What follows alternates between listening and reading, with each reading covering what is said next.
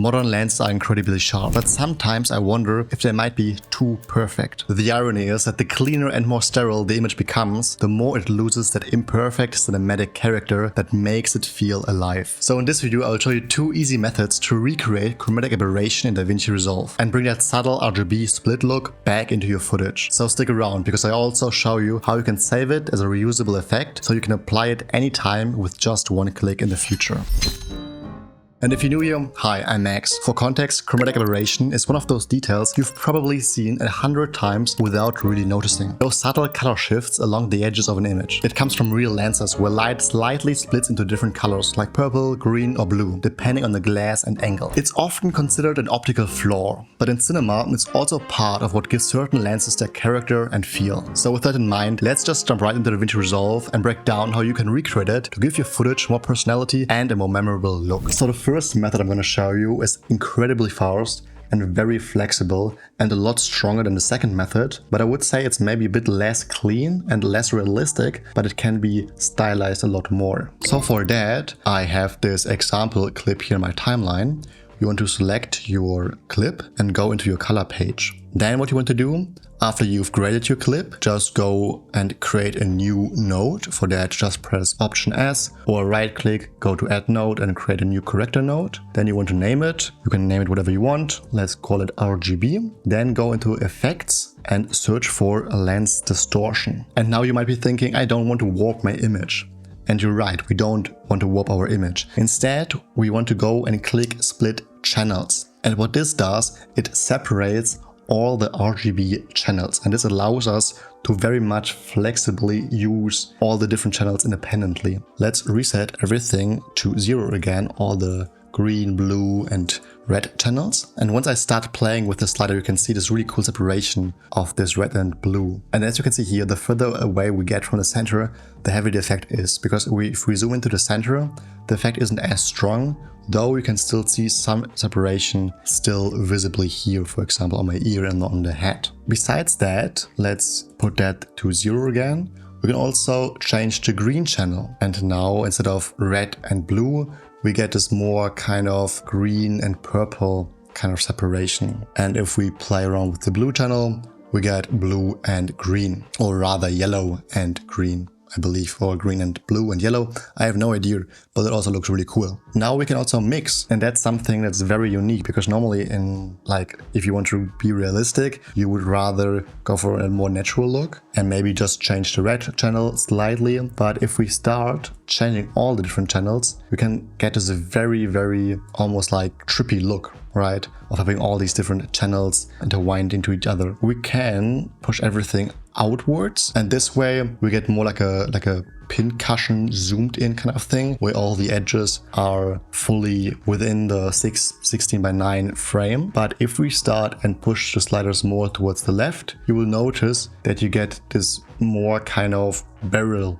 distortion look, where some of the image edges aren't touching the frame anymore. And to account for that, you can just create a new node, search for transform, and then put the transform effect on the new node, then slightly just zoom in so that you cover the whole frame. Then you lose a bit of resolution, so it's really about whether you want that or not. Let's stay here for now and do something that's more realistic, so you can actually see how you would normally, or how I would normally use that effect. So what I would do is put everything to 0 and just go into the red channel and slightly push it inwards or outwards. Let's go maybe for something like, I don't know, 0.25. Maybe it is already too strong, but here you can see a nice separation in the middle with, for example, my glasses. Outside here with the leaves, it's getting way stronger. If I turn this node off and on, you can clearly see separation and some almost like ghosting appearing here. If that's too strong for you, you can also go for something like 0.1, for example. Now it's less heavy and this would be considered more realistic. But now maybe your center isn't as strong as you want. Maybe you want that or not. I normally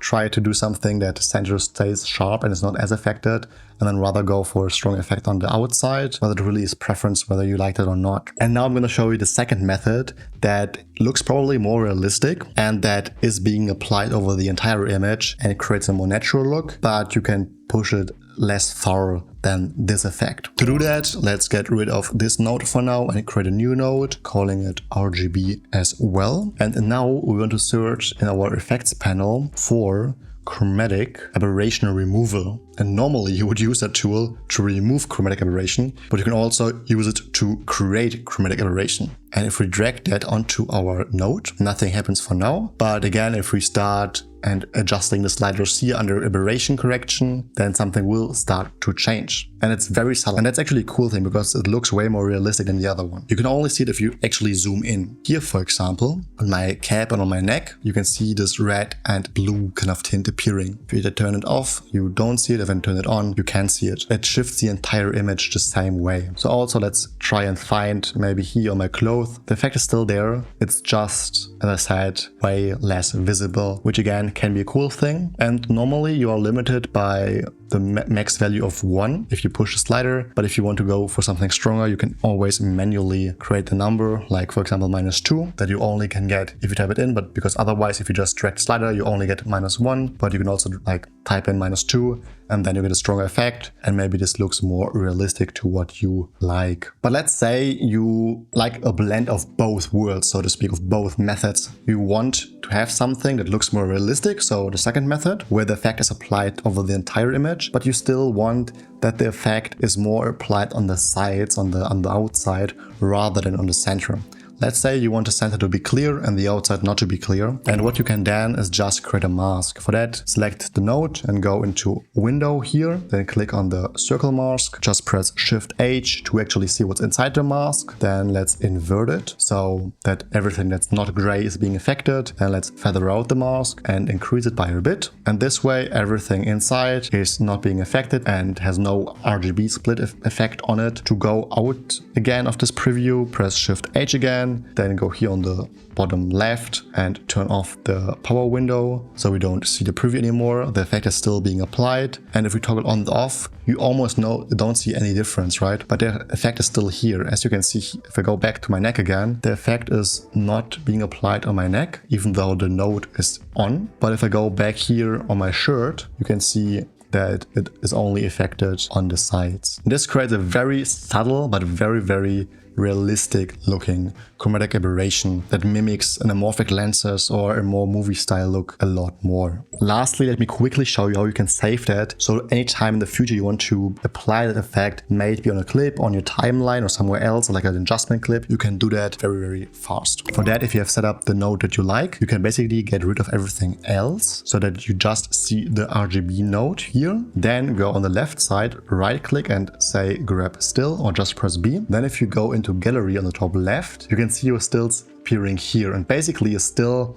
is just like a save file of any node tree that you build. And to reuse that for other projects as well, you then want to drag this one here into your power grades underneath, and power grades are basically the same as stills, so like save node trees just across your entire project. You can then also rename it by just right clicking and going to change label and call it something like RGB. And then whenever you want to apply that effect, you would just start with a blank slate and then grade your clip however you like, create a new node, and on this node you then want to just drag and drop your power grade onto. And as simply as that, you can create this very realistic looking RGB split tone effect that just adds a little bit more depth to your frame. And the cool thing is that you're not locked into just one way of using it. You can experiment with different approaches depending on the look you're going for and how stylized you want to get. With that being said, thank you so much for watching until the very end. If you're interested in this color grade or my presets or my fonts, you can find them all in the link in the description. This supports the channel and I really appreciate it. Again, thank you so much, and we'll catch you guys on the next one.